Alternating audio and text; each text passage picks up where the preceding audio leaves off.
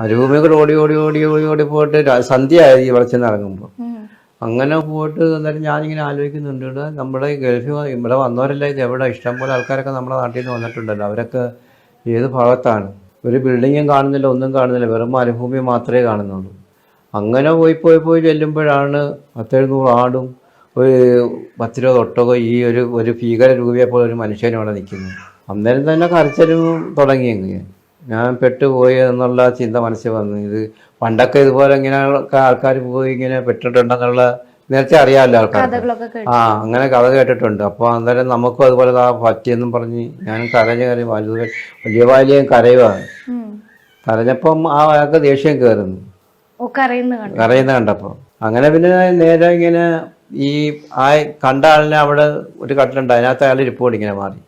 അതുപോലെ തന്നെ എന്നെ അവിടെ ഒരു കട്ടിലേ പോയി ഞാനും ഇവിടെ കൊണ്ടിരുത്തി. വെളിക്കാൻ 2 കട്ടിൽ കിടപ്പുണ്ട് അതിനകത്ത്.